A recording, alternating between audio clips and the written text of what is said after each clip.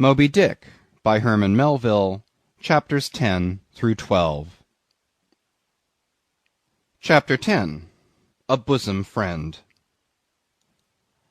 Returning to the Spouter Inn from the chapel, I found Queequeg there quite alone, he having left the chapel before the benediction some time. He was sitting on a bench before the fire, with his feet on the stove hearth, and in one hand was holding close to his face that little negro idol of his, peering hard into its face, and with a jackknife gently whittling away at its nose, meanwhile humming to himself in his heathenish way. But being now interrupted, he put up the image, and pretty soon going to the table, took up a large book there, and placing it on his lap, began counting the pages with deliberate regularity, at every 50th page, as I fancied, stopping a moment, looking vacantly around him, and giving utterance to a long-drawn gurgling whistle of astonishment. He would then begin again at the next 50, seeming to commence at the number 1 each time, as though he could not count more than 50, and it was only by such a large number of 50s being found together that his astonishment at the multitude of pages was excited. With much interest I sat watching him. Savage though he was, and hideously marred about the face, at least to my taste, his countenance yet had something in it which was by no means disagreeable. You cannot hide the soul. Through all his unearthly tattooings I thought I saw the traces of a simple, honest heart, and in his large, deep eyes, fiery black and bold, there seemed tokens of a spirit that would dare 1,000 devils. And besides all this, there was a certain lofty bearing about the pagan, which even his uncouthness could not altogether maim. He looked like a man who had never cringed and had never had a creditor. Whether it was, too, that his head being shaved, his forehead was drawn out in freer and brighter relief, and looked more expansive than it otherwise would, this I will not venture to decide, but certain it was his head was phrenologically an excellent one. It may seem ridiculous, but it reminded me of General Washington's head, as seen in the popular busts of him.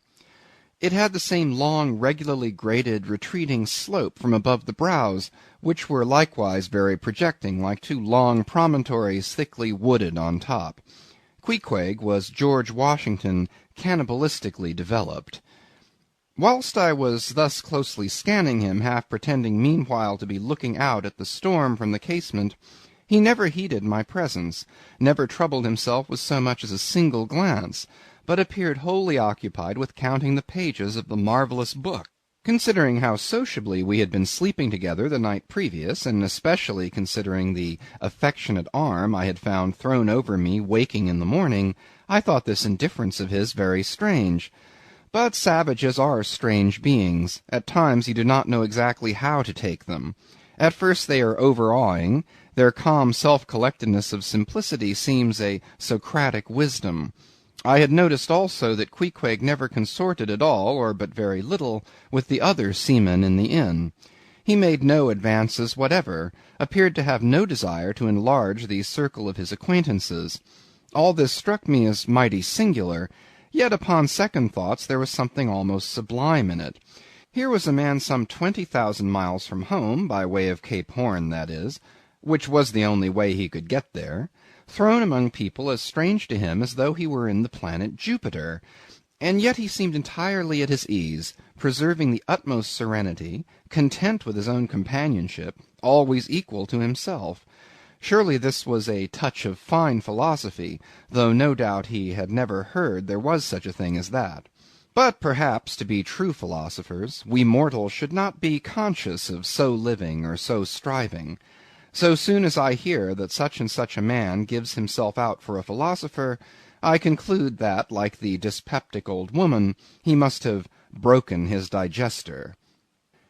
As I sat there in that now lonely room, the fire burning low in that mild stage when, after its first intensity has warmed the air, it then only glows to be looked at, the evening shades and phantoms gathering round the casements, and peering in upon us silent solitary twain, the storm booming without in solemn swells, I began to be sensible of strange feelings. I felt a melting in me. No more my splintered heart and maddened hand were turned against the wolfish world. This soothing savage had redeemed it. There he sat, his very indifference speaking a nature in which there lurked no civilized hypocrisies and bland deceits. Wild he was, a very sight of sights to see, yet I began to feel myself mysteriously drawn towards him, and those same things that would have repelled most others, they were the very magnets that thus drew me. I'll try a pagan friend, thought I, since Christian kindness has proved but hollow courtesy. I drew my bench near him, and made some friendly signs and hints, doing my best to talk with him meanwhile. At first he little noticed these advances, but presently, upon my referring to his last night's hospitalities, he made out to ask me whether we were again to be bedfellows. I told him yes, whereat I thought he looked pleased, perhaps a little complimented. We then turned over the book together, and I endeavoured to explain to him the purpose of the printing, and the meaning of the few pictures that were in it. Thus I soon engaged his interest, and from that we went to jabbering the best we could about the various outer sights to be seen in this famous town. Soon I proposed a social smoke, and producing his pouch and tomahawk, he quietly offered me a puff. And then we sat exchanging puffs from that wild pipe of his, and keeping it regularly passing between us. If there yet lurked any ice of indifference toward me in the pagan's breast, this pleasant, genial smoke we had soon thawed it out, and left us cronies. He seemed to take to me quite as naturally and unbiddenly as I to him, and when our smoke was over, he pressed his forehead against mine, clasped me round the waist, and said that henceforth we were married, meaning, in his country's phrase, that we were bosom friends. He would gladly die for me, if the need should be. In a countryman this sudden flame of friendship would have seemed far too premature, a thing to be much distrusted, but in this simple savage those old rules would not apply. After supper and another social chat and smoke, we went to our room together. He made me a present of his embalmed head, took out his enormous tobacco wallet, and groping under the tobacco drew out some $30 in silver. Then spreading them on the table, and mechanically dividing them into 2 equal portions, pushed one of them toward me, and said it was mine. I was going to remonstrate, but he silenced me by pouring them into my trousers pockets. I let them stay. He then went about his evening prayers, took out his idol, and removed the paper fireboard. By certain signs and symptoms I thought he seemed anxious for me to join him, but well knowing what was to follow, I deliberated a moment whether, in case he invited me, I would comply or otherwise. I was a good Christian, born and bred in the bosom of the infallible Presbyterian Church. How then could I unite with this wild idolater in worshipping his piece of wood? But what is worship, thought I? Do you suppose now, Ishmael, that the magnanimous God of heaven and earth, pagans and all included, can possibly be jealous of an insignificant bit of black wood? Impossible. But what is worship? To do the will of God, that is worship. And what is the will of God? To do to my fellow man what I would have my fellow man do to me, that is the will of God. Now Queequeg is my fellow man, and what do I wish that this Queequeg would do to me? Why, unite with me in my particular Presbyterian form of worship. Consequently, I must then unite with him in his. Ergo, I must turn idolater. So I kindled the shavings, helped prop up the innocent little idol, offered him burnt biscuit with Queequeg, salaamed before him twice or thrice, kissed his nose, and that done, we undressed and went to bed, at peace with our own consciences and all the world. But we did not go to sleep without some little chat. How it is I know not, but there is no place like a bed for confidential disclosures between friends. Man and wife, they say, there open the very bottom of their souls to each other, and some old couples often lie and chat over old times till nearly morning. Thus, then, in our heart's honeymoon, lay I and Queequeg, a cosy, loving pair. Chapter 11. Nightgown. We had lain thus in bed, chatting and napping at short intervals, and Queequeg now and then affectionately throwing his brown tattooed legs over mine, and then drawing them back, so entirely sociable and free and easy were we, When at last, by reason of our confabulations, what little nappishness remained in us altogether departed, and we felt like getting up again, though daybreak was yet some way down the future. Yes, we became very wakeful, so much so that our recumbent position began to grow wearisome, and by little and little we found ourselves sitting up, the clothes well tucked around us, leaning against the headboard with our 4 knees drawn up close together and our 2 noses bending over them, as if our knee-pans were warming pans. We felt very nice and snug, the more so since it was so chilly out of doors. Indeed, out of bedclothes too, seeing that there was no fire in the room. The more so, I say, because truly to enjoy bodily warmth some small part of you must be cold, for there is no quality in this world that is not what it is merely by contrast. Nothing exists in itself.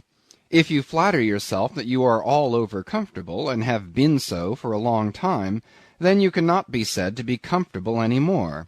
But if, like Queequeg and me in the bed, the tip of your nose or the crown of your head be slightly chilled, why then indeed in the general consciousness you feel most delightfully and unmistakably warm. For this reason a sleeping apartment should never be furnished with a fire, which is one of the luxurious discomforts of the rich.